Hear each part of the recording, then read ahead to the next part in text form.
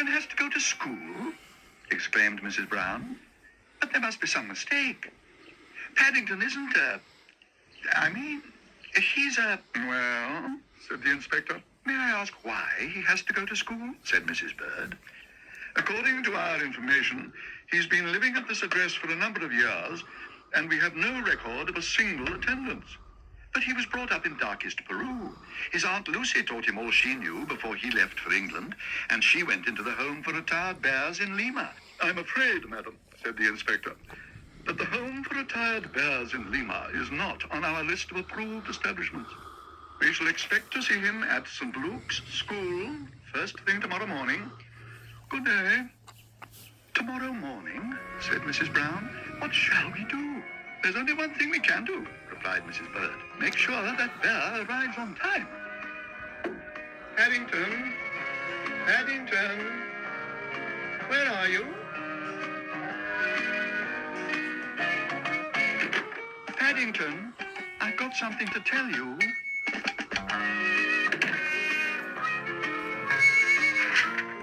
You have to go to school.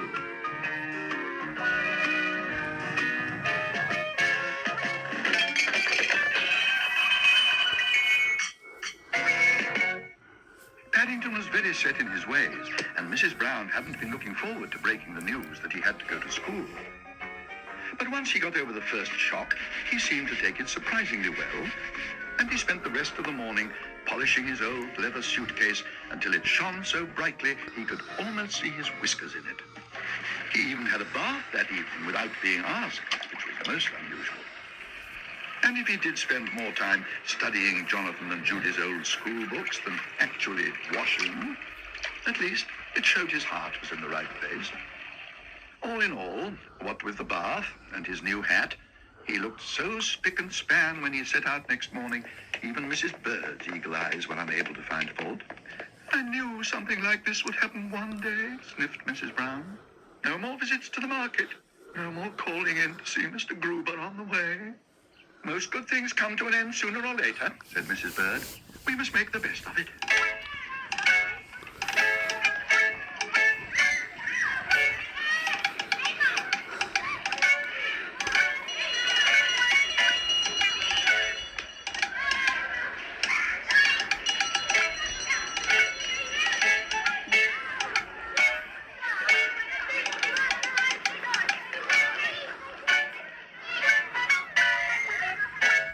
I still can't believe it, said Mrs. Brown. The house seems so quiet without him. I dare say he'll be back before we know it, said Mrs. Bird. Anyway, we shall see him this afternoon. It's the school assembly. They're putting on a special show for the parents, so they've all got the afternoon off. I wonder what he's doing now, sighed Mrs. Brown. He's a very popular bear. He's probably hard at work, bent over his desk, doing his addition. Perhaps, said Mrs. Bird. And then again, perhaps not.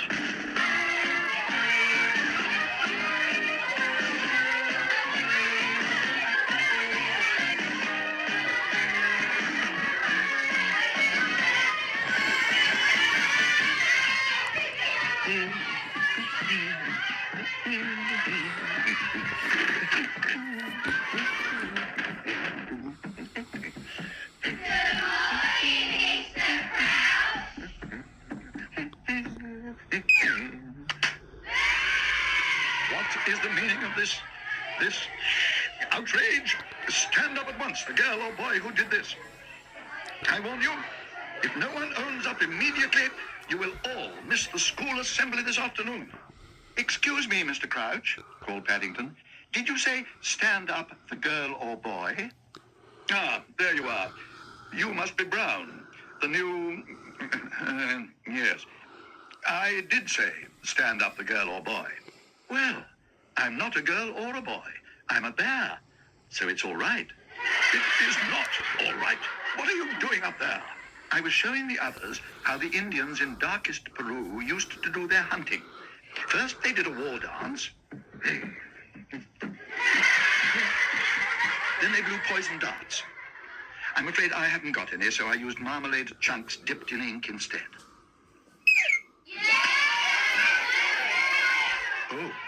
I'm very sorry, Mr. Crouch. I think I must have done it again by mistake. Silence! Put my recorder back where you found it. I didn't know it was yours, Mr. Crouch. Let me clean it for you. Bear's lips get a bit sticky. It's all the marmalade they eat. Besides, I think I may have been dribbling down the end. There must be a marmalade chunk stuck halfway down. A marmalade chunk, exclaimed Mr. Crouch. I've never heard of such a thing. I'm sorry, Mr. Crouch. I'm afraid it's a bit difficult playing the recorder with pause. Yes, well, don't let it happen again. Back to your desk. It's time for the roll. I assume I have your permission, Bear? Oh, yes, Mr. Crouch. Don't mind me, said Paddington. I shan't be very long. I've made over 30 already. Over 30? What? Marmalade sandwiches. I'm afraid I didn't bring any rolls, but I've got lots of sliced bread and a jar of my special marmalade. I'm glad I didn't use up all the chunks in your recorder. Marmalade sandwiches. Marmalade sandwiches, shuddered Mr. Crouch. I've a good mind to take them to the principal. All of them? Repeated Paddington, hardly able to believe his ears. Even I've never managed to eat that many at one time. Silence! I mean that I intend to confiscate them. Marmalade sandwiches in class. I've never heard of such a thing. Paddington slumped back into his seat. There seemed to be a lot of things Mr. Crouch hadn't heard of. As far as Paddington was concerned, he hadn't heard of anyone having their marmalade sandwiches confiscated. And he looked most upset. We are not here to learn how to make marmalade sandwiches, explained Mr. Crouch. We are here to learn the 3 R's. The 3 R's, Mr. Crouch? I didn't know there were 3 R's. Ah, well, we learn something new every day. The 3 R's are reading, writing, and arithmetic. And today we happen to be starting with arithmetic. Now, I've written out a little problem. 14 plus 7 equals 20. And I have made a deliberate mistake. Can anyone tell me what it is? I can, Mr. Crouch. Ah, Brown. I'm glad to see you're so quick. What is your answer? You don't spell arithmetic with an R, Mr. Crouch. I know you don't spell it with an R. I never said you did. Excuse me, Mr. Crouch, but you did. You said there are 3 R's, reading, writing, and arithmetic. I may have said it, but I didn't mean it. That is to say, Oh, that's all right, Mr. Crouch. We all make mistakes. But I know what it looks like because my Aunt Lucy taught me. Arithmetic begins with an A. I am sorry to say, I am not familiar with your Aunt Lucy's curriculum. I'll show you a picture of her if you like, Mr. Crouch. She had it taken just before she went into the home for retired bears. I mean that I don't know anything about her teaching capabilities. If she has any. Paddington gave Mr. Crouch a hard stare. It was one of his hardest ever, the kind he reserved for special occasions. He was a polite bear at heart, but he was beginning to get upset at the way things were going. My Aunt Lucy is very good at spelling, Mr. Crouch. She's always sending me postcards, and some of them have very big words. Are you suggesting, Bear, that I can't spell?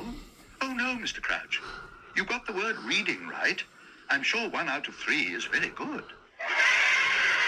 Silence! Oh, dear, Mr. Crouch. I think you put your hand in my marmalade sandwiches. The principal won't be very pleased. Mr. Crouch looked as if he was taking advantage of his own arithmetic lesson in order to practice counting up to 10. Since you appear to have such a deep interest in food, Brown, perhaps you would like to go out and do some shopping for me. Some shopping, Mr. Crouch? Oh, yes, please. Bears are good at shopping. Good. Perhaps at long last we have found something that we are best at doing. Oh, are you coming too, then, Mr. Crouch? No, Brown, I shall not be coming too. But it so happens I shall be needing some fish. Some fish? Yes, Brown, fish. You may take as long as you like. Don't hurry back. Oh, don't worry, Mr. Crouch. I shan't be long. I shall be back before you've even got to the second hour. That, said Mr. Crouch, is what I'm afraid of. Yes? No. Really? Good gracious. It's Mr. Gruber. He's just met Paddington coming out of the supermarket. How's he getting on? He doesn't think much of his teacher. Mr. Crouch can't spell. And he doesn't seem to know very much. He's always asking questions. But what was Paddington doing in the supermarket? Asked Mrs. Brown. Buying some fish. But he took a whole suitcase full of food with him when he went to school this morning. I don't like the sound of it, said Mrs. Bird. I don't like the sound of it at all. Fish are, of course, found in all the oceans of the world, and they are a great source of food. I'm back, Mr. Crouch. Ah, good work, Brown. You're just in time. I brought you some fish sticks. They're a special offer in the supermarket. The man said they'd be all right, provided you eat them before next Tuesday. Eat them? I don't want to eat them. I want to cut them up. They're for my biology lesson. Fish sticks. Fish sticks in a biology lesson. Sir, what is it, Martin? We could all go outside and dig for worms, sir. How about it, sir? Worms are good for cutting up. No. I have a much better idea.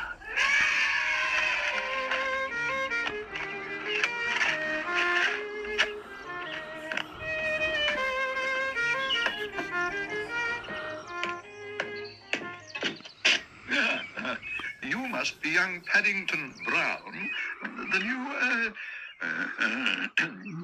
I'm Mr. Trout, your principal. Gather you're keen on shopping. How do you do, Mr. Trout, said Paddington politely. I gather you're keen on marmalade sandwiches. Yes. Well, keep up the good work. I'm collecting these for Mr. Crouch. He says if I dig a deep enough hole, I shall get some very special ones. He says I can take as long as I like. Oh, well, replied Mr. Trout. There's no great hurry. You'll be at school until you're 16. Paddington gazed at Mr. Trout as if he could hardly believe his ears. 16, he repeated. 16? But I thought I was only here for the day. You know, laughed Mr. Trout. And you've got a good many years to go yet. Yeah, lunchtime. We'd better not be late. It's the school assembly this afternoon. All the parents will be coming. You had better hurry too, Brown. New students are expected to help with the serving.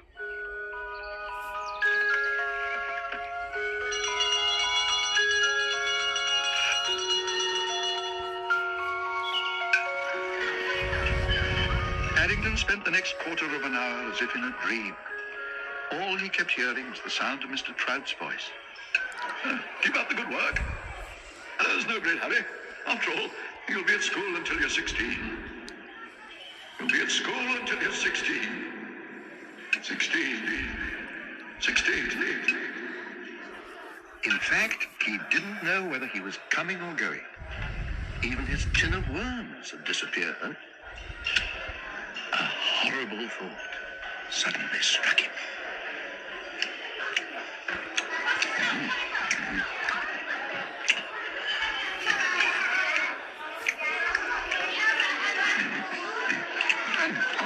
I must say this stew tastes remarkably good today. It's smashing, sir. I don't remember it ever being quite so tasty. I wonder why. Paddington doesn't seem to think much of it, sir. What's the matter, Brown? Why aren't you eating the stew like everyone else? Speak up, Brown. I can't hear a word you're saying.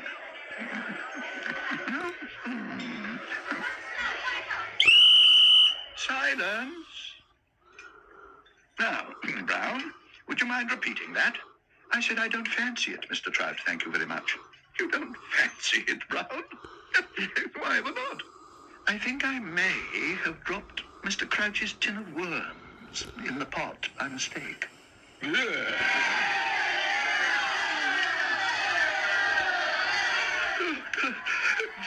Good go to my office, Brown, and wait for me there. As for assembly this afternoon, who knows what's going to happen now? Paddington felt most upset. Losing Mr. Crouch's tin of worms was bad enough, but the thought of being the cause of the school assembly being cancelled was even worse. He gazed at a poster advertising it. There was someone playing a violin, and someone else lifting some heavy weights, not to mention something called a can-can. It all sounded very interesting. Mrs. Brown and Mrs. Bird were hoping to come and see it, he announced to the world in general. He closed his eyes while he considered the matter. If only there was some way of saving the day. Saving the day. Saving the day. Saving the day. As I was saying, announced Mr. Trout, I very much fear that, owing to circumstances beyond our control, the entire cast of this afternoon's little entertainment has been taken ill. In the meantime, and at the very last moment, we have a volunteer to take on the difficult task of performing all the acts. Thank you. With the help of the nimble fingers of our music teacher, Miss Grimshaw, on the electronic organ. Thank you. And on the drums, Deirdre Wainwright. We give you our newest student, Paddington Brown. Well, I never. First, the flight of the bumblebee.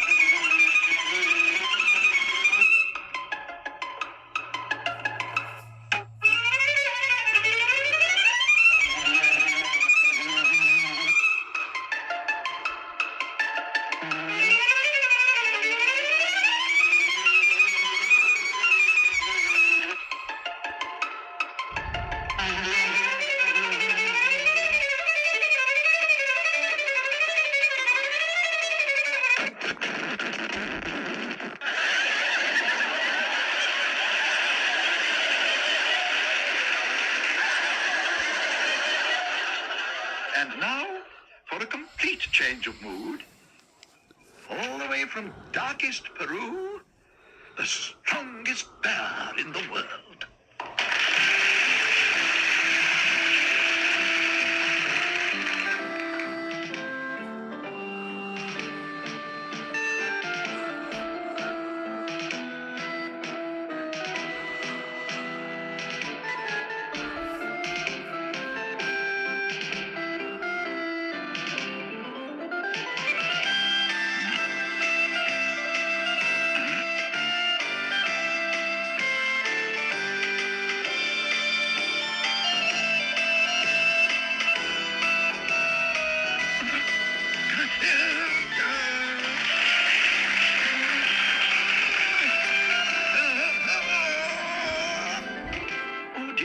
Said Mrs. Bird.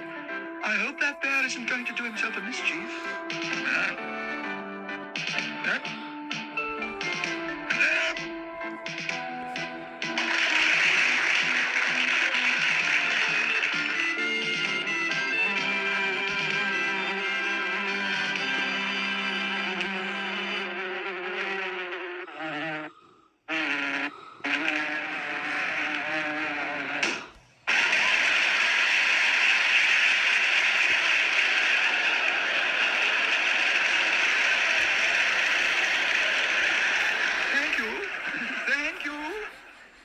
And now we come to what was to have been the high spot of the afternoon.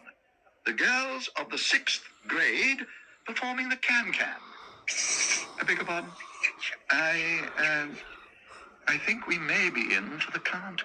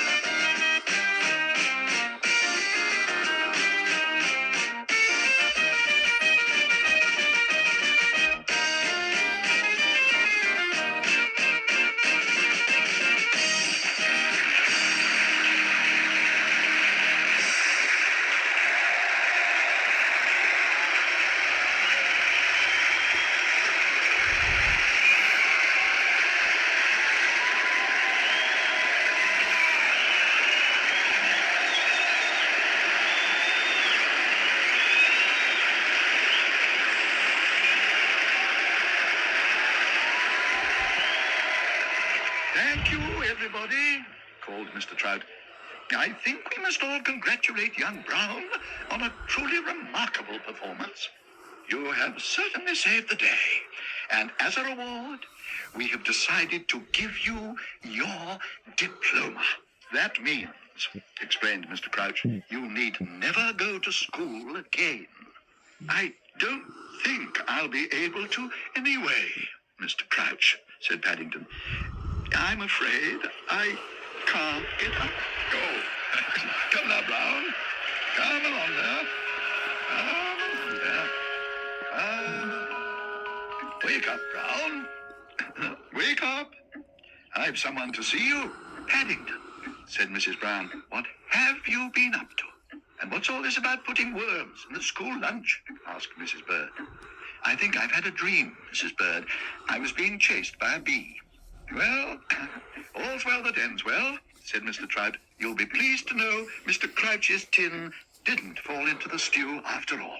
We found it at the end of the conveyor belt, added Mr. Crouch. It still seems to be quite full.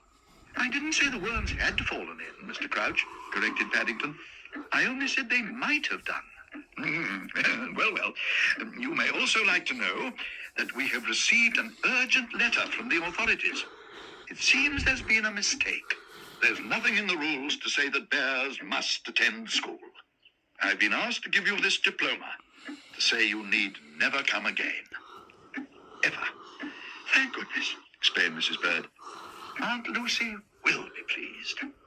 What do you say to that, Paddington? Dear me, he seems to have fallen asleep. Wake up, Brown. You'll miss the assembly.